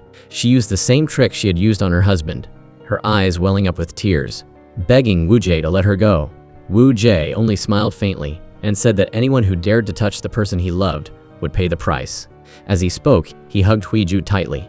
Hui Ju wanted to break free, but while struggling, she caught sight of the dash cam in the car. Looking at her eyes, it wasn't hard to guess that she was preparing to pull another trick. Hui Ju was crying and screaming, putting on a show in front of Woo Jae, while secretly recording him. Woo Jae was stunned, not understanding what Hui Ju's half-wanting, half-refusing behavior really meant. When she got home, Hui Ju immediately became suspicious of her husband again. She pulled at Hyeon Seong's clothes, trying to smell if he had the scent of another woman on him. Not long before, Hui Ju had put on an act to deal with Woo Jae. But as soon as she got back to the apartment complex, she ran into Ha Na, who was helping her husband, who was dead drunk. Back home, Hui Ju demanded to know what Ha Na had done to her husband. Ha Na only looked at her with a meaningful gaze and replied, "Just a little comfort." Hearing this, Huiju's mind started spinning. It turned out that during the day, Hyun-song had gone to the place where his brother-in-law had the accident and unintentionally ran into Woo Jae. Woo Jae used harsh words to taunt him. "I still remember this expression of yours. The last time in Iceland, it was exactly like this. You were clearly worried that Huiju would come looking for me, but you pretended to be indifferent and not care. Now you're probably even more worried, right? I'll do everything I can to bring her back to my side." Just then, Ha Na appeared, coldly interrupting Woo Jae. "Don't be so self-righteous. You know very well that Huiju will abandon you soon. So you're regarding me as a backup plan. You're truly selfish and weak. Stop dreaming." Meanwhile, Woo Jae only left a meaningful sentence. "It's just an accident." Two people in the same boat, Ha Na and Hyeon Seong, then went to the bar. And they both clearly understood that if Woo Jae didn't tell the truth, it meant that this was definitely related to Huiju. Hyeon Seong was feeling a mix of emotions, so he drank himself stupid. Huiju angrily scolded Ha Na, then carried her husband home on her back. Thinking of Ha Na's words, "just a little comfort," Huiju tore off her husband's shirt and sniffed, searching for a scent. It seemed that she smelled Ha Na's scent and immediately flew into a rage. She seemed to have forgotten what she had just done with Woo Jae earlier. When Hyeon Seong sobered up, Huiju demanded to know why he was with Ha Na. Hyeon Seong had no choice but to tell the truth, but Huiju didn't completely believe him. "Just look, I'm not hiding anything." One sentence left Huiju speechless, her face turning red. At the hospital office, Huiju heard the news that her brother-in-law had lost his ability to speak. She breathed a sigh of relief. Being a clever woman, Huiju took this opportunity to frankly express her repentance to her older sister. "When your husband had the accident, I was there with him. I could have grabbed his hand, but..." The older sister's reaction was beyond her expectations. "So what if you pulled him back? You're not strong enough. Maybe the two of you would have fallen together." For someone who had been abused like the older sister, this result might have been what she wanted. Huiju always easily received forgiveness from others. But Ha Na wasn't so lucky. Woo Jae was determined to divorce her. "Instead of suffering together, it's better to be alone. Don't ruin your life like this," he just repeated over and over. "I told you that if we split up, it can only be when I am no longer alive." That night, Ha Na overdosed on sleeping pills. Fortunately, Seon-yu discovered her in time and saved her. When she woke up, she thanked Seon-yu for helping her, but still stubbornly said that she hadn't done it on purpose. It's just that she had insomnia, so she took a little too much medicine. Ha Na's stubbornness made Seon-yu laugh. He mustered all his courage and confessed to her, saying that when he saw her unconscious, he had gone crazy with worry. He had always prayed that she would live. Finally, he said, "If you have insomnia in the future, call me anytime." But Ha Na didn't respond to Seon-yu's confession. At that moment, the last bus arrived. Ha Na walked toward it. Seon-yu disappointedly watched her go, but Ha Na didn't get on the bus. Maybe this was the best answer she could give him. Seon-yu smiled, but tears glistened in his eyes. On Woo Jae's side, to win back Huiju, he started to approach Lisa. He told her about grown-up love affairs. Huiju received a call from Lisa's teacher, reporting that Lisa had hurt herself. She rushed to pick up Lisa, but found her with Woo Jae. She pulled Lisa home and lifted up the girl's pants, seeing the self-inflicted wounds. "What do you want? I've already given you everything. What else are you unhappy with? It's all because of you. I saw everything you and he did together that day. If Dad finds out, what do you plan to do? You make me feel disgusted. Disgusting. I hate you." Both men turned to look at the boy. Both wanted to prove that they were his dad. A fierce argument broke out. One man said, "I cut his umbilical cord and fed him milk, even when he was sleeping." The other man presented the blood test results, affirming that the blood relationship was something that couldn't be changed. Hosu's grandma seemed to have understood everything as well. She said that she didn't care about bloodlines anymore, as long as the child was her grandson. She decided to take Lisa to England to study abroad, in order to raise her to be her successor. Hyeon Seong naturally disagreed. He said that his mother was too greedy and always wanted to control other people's fates. But her words made him even more heartbroken. She covered Hosu's ears so that he couldn't hear the argument. "You don't even know if Hosu is your son. How can the mother have Hosu when she has been sleeping with other men for years? Are you comfortable entrusting your grandson to him?" Huiju had lied to them this whole time, and his mom clearly does not approve. But Lisa suddenly appeared and said the things that Huiju had been hiding. The little girl affirmed that she understood better than her grandma. Huiju's problems had never been completely resolved. Even though Lisa had exposed everything, she still pretended like nothing was happening. As for Hosu's matters, Huiju still wanted to blame her husband. She blamed Hyun-sung for not being able to keep Hosu away from her mother-in-law. Hyun-seong revealed that Woo-jae had reached out to Hosu, and, although his mother's words were hard to hear, he started to feel like she had a point. He said that in the future, the two of them could visit Hosu more often, just like they used to when they left Lisa with her grandma. He added a meaningful sentence. This time, we definitely won't make another mistake, right? In order to protect his family and keep his son, although she decided to completely end her relationship with Woo-jae, could the consequences that she caused be easily erased? She went to the art gallery and asked the chairman to withdraw from the collaborative painting project with Woo-jae. The reason she gave was that Woo-jae had been bothering her. She even gave the chairman the dashcam video from that day for him to see. The chairman was shocked, not expecting Woo-jae to do such despicable things. The chairman immediately agreed with Huiju's request. She even suggested that the chairman keep this a secret, in order to protect Woo-jae's reputation. The chairman agreed, thinking that Huiju was truly forgiving and magnanimous. After leaving the chairman's office, Huiju went to her brother-in-law's hospital room. She wanted to use his hand to unlock his phone. As soon as the phone was unlocked, Woo-jae suddenly appeared. He looked very happy, while Huiju was panicking. She hurriedly begged Woo-jae to leave, saying that her husband was about to come back. But Woo-jae refused to leave, and even demanded that Huiju bring Hosu back to live with him. If not, then bring Lisa too. Woo-jae's brain must have been hit by something, to be able to think of such unrealistic things. Huiju didn't want to listen to Woo-jae's nonsense. She was very worried, afraid of being discovered by her husband again. If that happened, everything would really be over. When her husband came back, Huiju tried to pretend to be calm. Her husband asked why she hadn't gone inside. Watching the scene of the two of them hugging and leaving, Woo-jae's face darkened. Huiju didn't expect Woo-jae to be so clingy. She thought that withdrawing from the collaboration would allow her to escape him. But she didn't expect that she still wouldn't be able to shake him off. She felt like she really couldn't take it anymore. Finally, she gave up her usual pride and went to Ha-na for help. She asked Ha-na to convince Woo-jae to stop bothering her. Ha-na laughed, saying that it was unexpected that Huiju would have a day like this. Ha-na had no intentions of helping.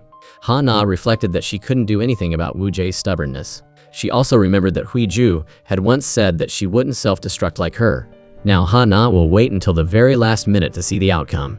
At that time, Huiju finally felt scared. After Woo-jae found out about Huiju withdrawing from the collaboration, he immediately declared that he wouldn't continue either. The chairman, in order to do some convincing, couldn't bear it anymore and revealed the real reason Huiju withdrew. The chairman gave Woo-jae the video to watch. When Woo-jae saw it, he was shocked.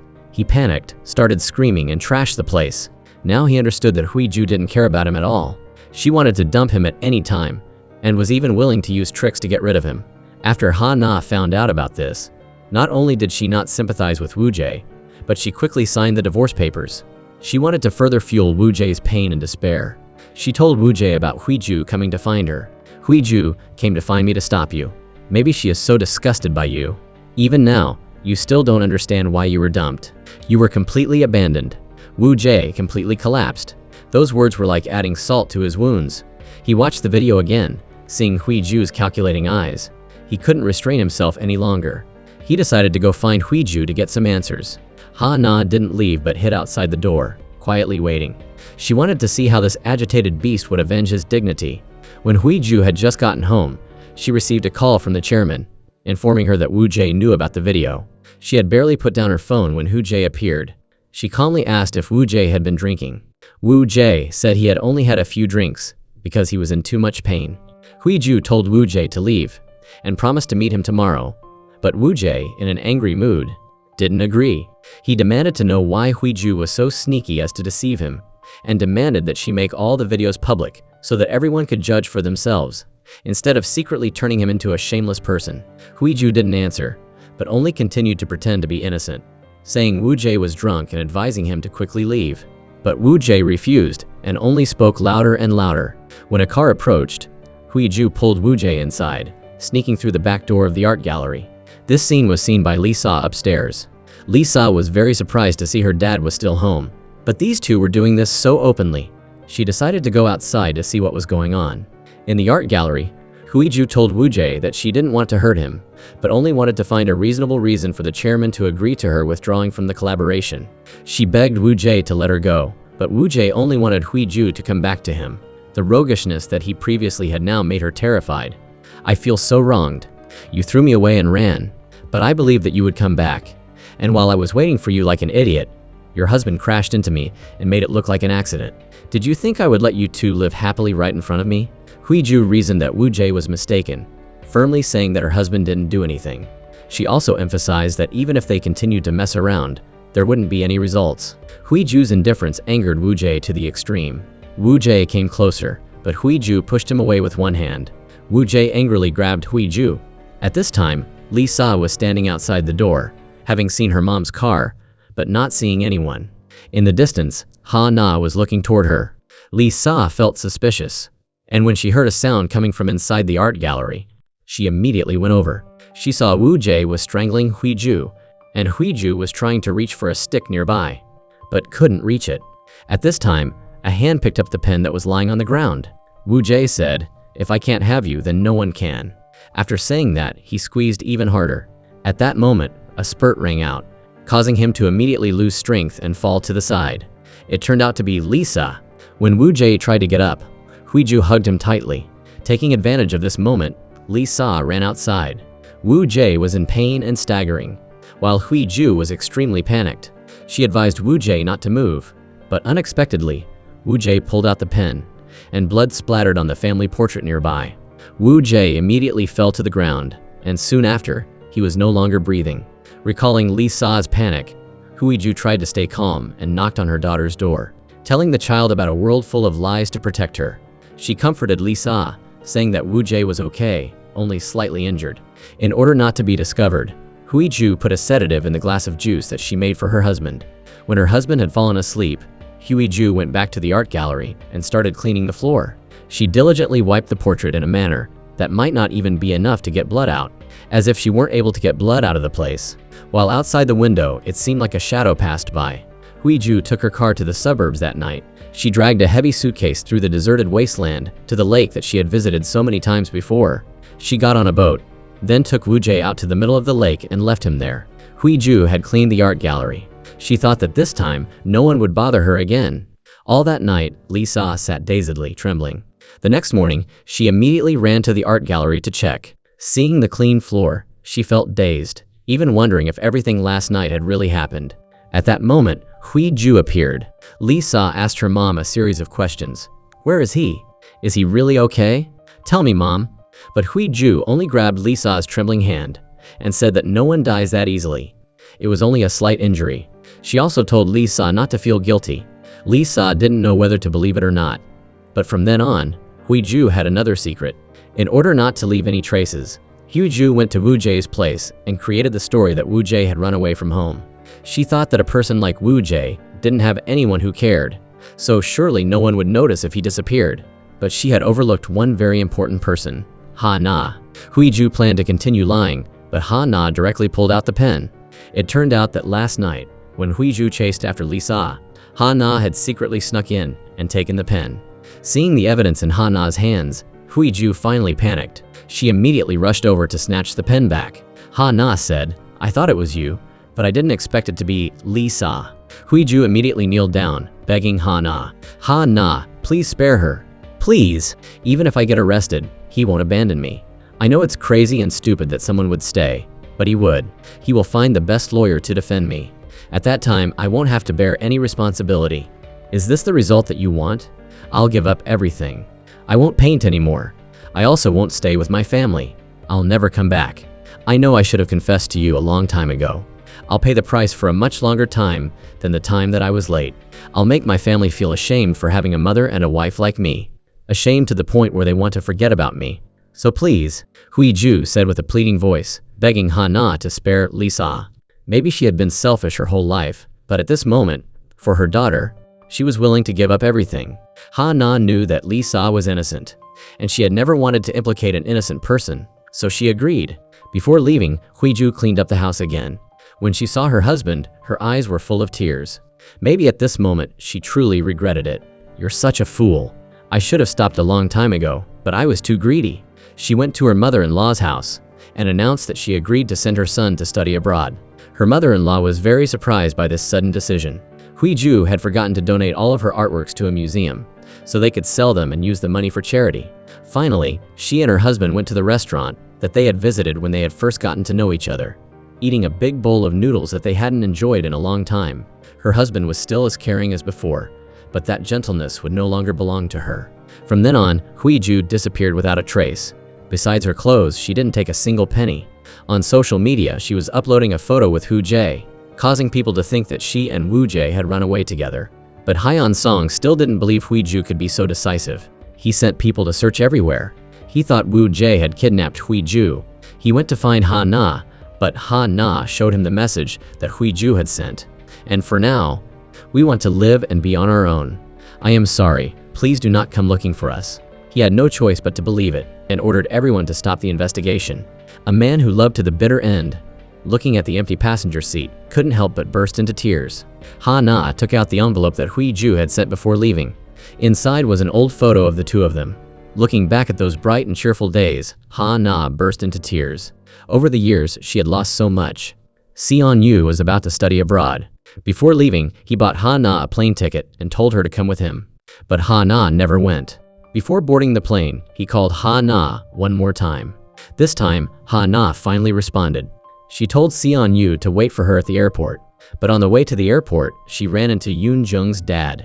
Ever since Hyeon Song had told him that he had been deceived by Ha Na, he had always harbored resentment. He didn't know that the compensation money had been given to Yoon Jung. When the court announced that Ha Na had become Yoon Jung's guardian, he was even more certain that Ha Na had cheated him out of his money. And just like that, Ha Na had her revenge against the Yoon family. A few years later, Huiju appeared at a nursing home. She was trimming the nails of an old woman. The old woman advised her, "Why do you want to stay here when you're so young?" "I don't want to stay here. This place is like a prison."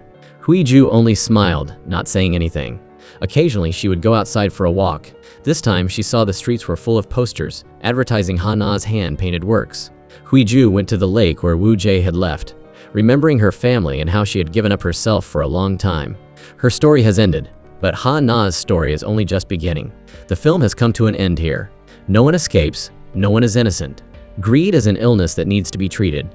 Just one mistake can lead to losing everything. Being stubborn is also an illness. Being too rigid only makes things difficult for yourself. No one has a perfect life. Cherish what you have and live positively. That's what's important.